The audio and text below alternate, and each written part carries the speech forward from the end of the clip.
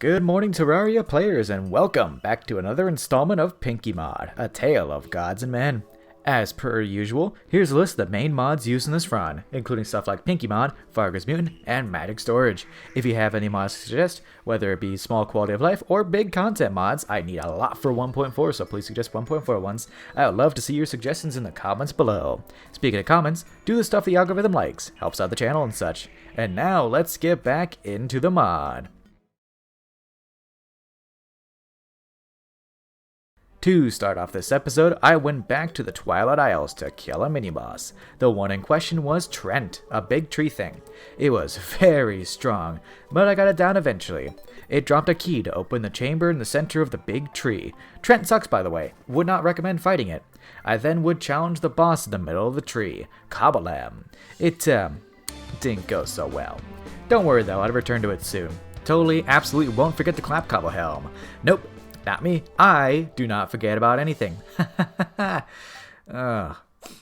In between some attempts, I did craft a bundle of balloons. Anyways, after all that, I figured out how Mana Steel worked. I'll have a separate video for how to get Mana Steel that I'll release about an hour or so after this episode premieres. It's a bit of a process. To start the crafting for this episode, I made the Claim Soleus, a projectile sword. I made Speculant Armor for Speculant Bars, which gave a lot of nice stats, and its set bonus gave 4 defense and better wing flight time. Perfect for the Mistbound wings, as these wings were really good. No, seriously, I don't take them off until about Plantera, they're that good. A lot of horizontal movement with them. Next up, I would challenge the Queen Bee. It's a super long fight, as I don't think I was using the optimum loadout, so I sped up the fight from about 8 minutes, no joke, to where it is now. Enjoy my buddy Snowman's music in the background.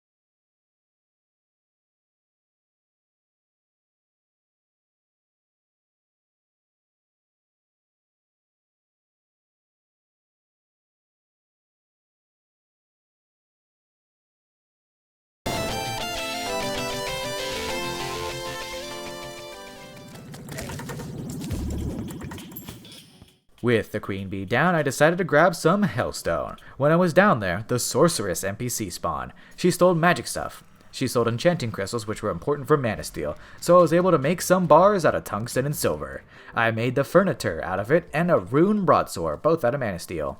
The Furniture used mana to attack, but returned more mana than it used when it hit. It also fired a projectile. The rune broadsword was just a regular sword, but got buffed based on the number of fallen stars in your inventory, capped at 30. Next up, I went to the desert to farm where I guess the next quest item was to get the next subworld. After a while, the sun-swept egg dropped. I brought it to the traveler, and to the next subworld I went, the desert town of Ied. Ied? I don't know, I'm gonna say Ied. As is usual with subworlds, I'll let some of the footage roll to show off the subworld.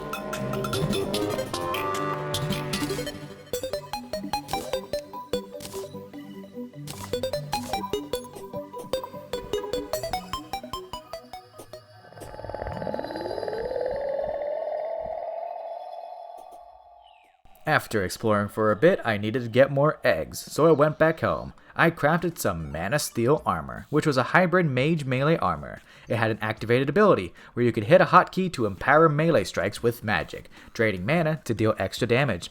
Unfortunately, it was bugged at this current moment, and it drained mana even after the ability finished. After a few attempts against the boss of the desert town, I crafted the Gleam Wing Maul, a sword that shot a slow beam. It wasn't very good. When I logged back on to play some more, the Night of Eyes began. It was a modded event where only eye enemies spawned. During it, the Eye of Cthulhu spawned a few times. Pretty nice money farm, honestly. When the event ended, I decided to power up more before going back to the Sunlight Trader. I could beat it with what I had. I was just bad. I moved on to a boss I wasn't bad at, Skeletron. Before fighting the Bone Boy, I made a new weapon, Gertrude's Holy Greatsword. Left click made it swing like a normal sword, but right click fired a beam that consumed mana.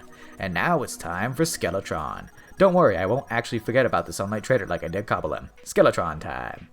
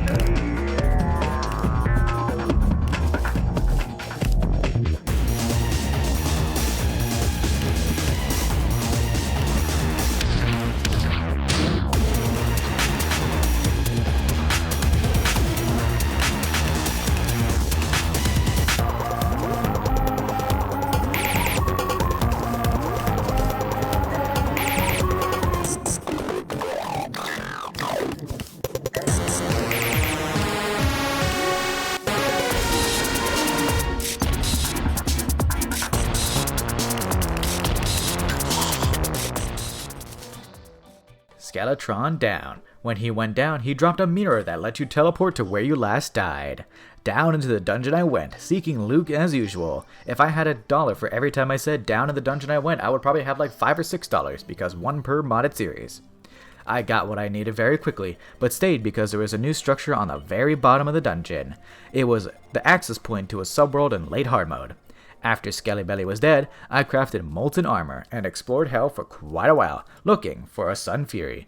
There was a flail weapon I wanted to make. When down in hell, a small boy dropped a crystalline wayfinder, a quest item that let me access the next subworld, the one that will be shown off in the next episode. It's a pretty big subworld, so that entire episode is probably going to be just that subworld. Not long after it, I got the Sun Fury I needed. I realized then I didn't have a Balo Hurt, as this weapon was a kind of Knight's Edge tier weapon, so I went to break more Shadow Orbs. 15 Shadow Orbs later, I finally got a Balo Hurt. Yes, 15. It was a bit annoying. With those two and a flail made from jungle stuff, I was able to make the Ball of Flesh, a flail that stole health when it hit. I then went to challenge the Sunlight Trader again, this time with better gear. After an attempt or two, here's my successful fight. Enjoy.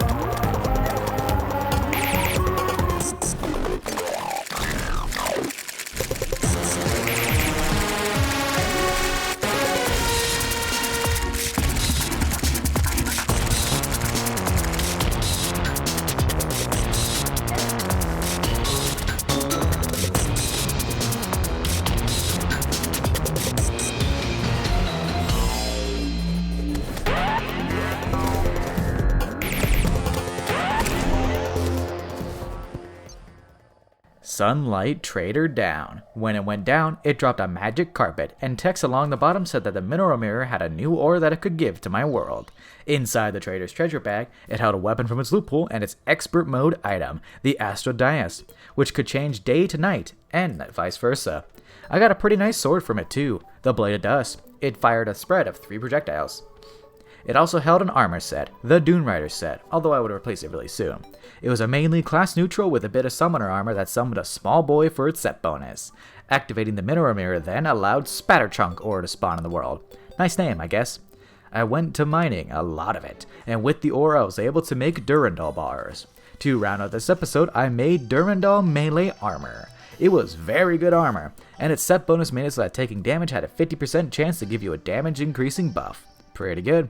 And with that, we finish out this episode. Let's take a look at upgrades made. For armor, I went from Shadow Armor to Speculant Armor to Mana Steel Armor, then to Molten and Durandal.